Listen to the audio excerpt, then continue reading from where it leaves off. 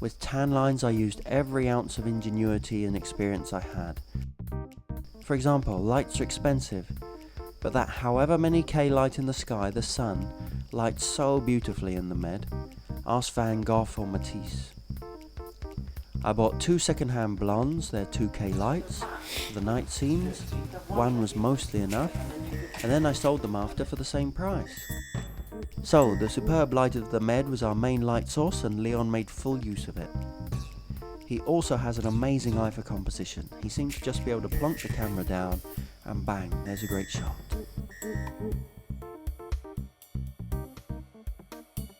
These scenes please me so greatly. Between Leon, Nigel and Ewan, they worked out the way to shoot them.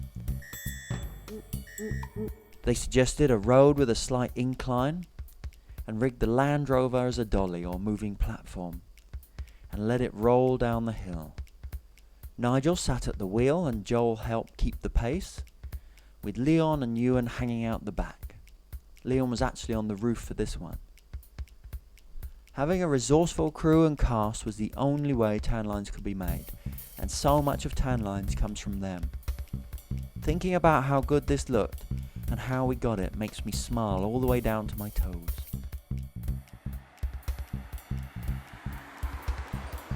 Apart from the sun, there were other reasons for choosing the south of France. Miro once said, to jump the highest you have to start with your feet on the ground. Well, the starting point of tan lines is from my experience. Many friends have chided me that tan lines is autobiographical. Well, it isn't. But I have used a lot of what I know or care about in there. The main campsite, for example, is a place called Camping Bon Porteau, a magical place for me, the scene of my best family holidays. But it also let me use my father's 8mm holiday footage from Camping Bon Porteau as flashbacks.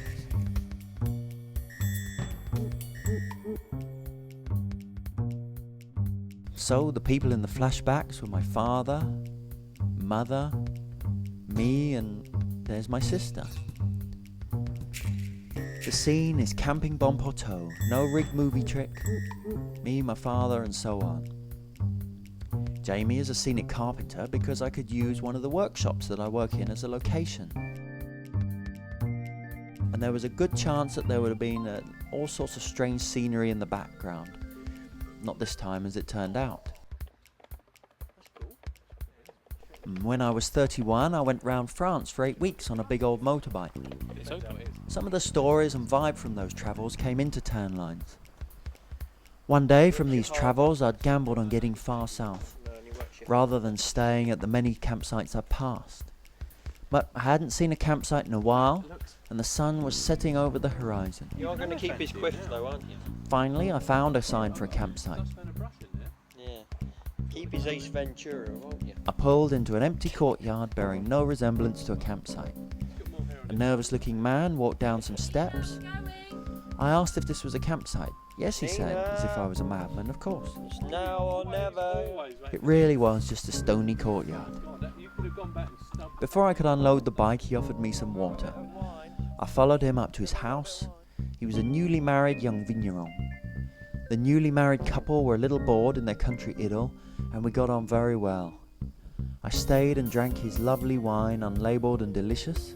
They got out food, I got out some superb cheeses I had. His balcony overlooked his vineyard. We watched the sun go down and stayed drinking and eating late into the night.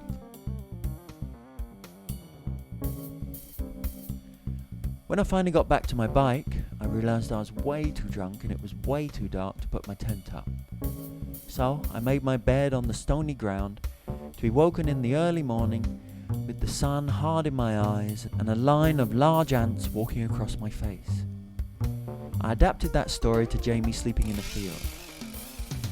It adds some authentic colour, showing a young man in his haphazard journey, going with whatever life throws him, free as a bird. This shot was so hard to do. Never work with children and animals, they say, but try ants. Andrew was as ever a trooper, and we got our shot. The packed shooting schedule I'd worked out with First AD Mick Pantaleo. Unfortunately, he couldn't come as he got a proper job just before shooting. and not having a first AD was tough, believe me. But we stuck largely to the schedule Mick and I had worked out, and Mick's expertise was a big help. There were 3 main locations: Dompierre, Lac de Salagou, and Camping Bon Porteau. Dompierre is a lovely town on the Charente near Cognac. I stayed in the municipal campsite when I was on my bike tour. Lac de Salagou I'd been to before with an old girlfriend. And of course from my childhood bike tour, Camping Bon Porteau. That's day 2.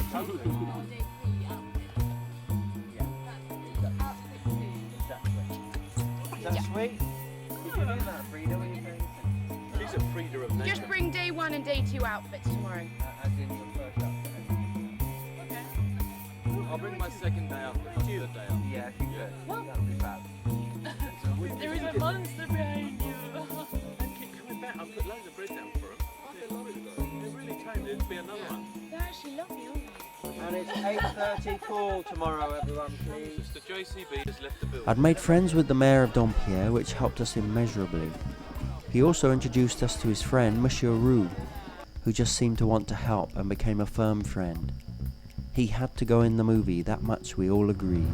Ah, good. Good. Dompierre is quiet and beautiful. So much was done here. The mayor had recommended their festival, so that went in the script and film. But other stuff we had intended Mother Nature would not allow. They'd been having a long drought which broke with us. We wasted a couple of days waiting for the rain to stop. The lovely people of Dompierre wanted us to stay, but as bad as it felt, we didn't have the luxury of time. A big storm was forecast. The mayor suggested we sleep the night in the community hall. While we were there, we decided at least to get something in the can and use the hall as a studio for an interior tent scene.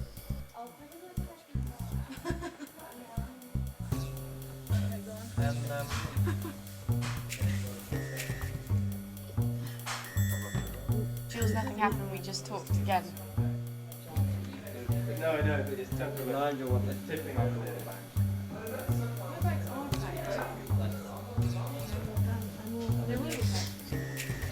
What time are we going to leave tomorrow?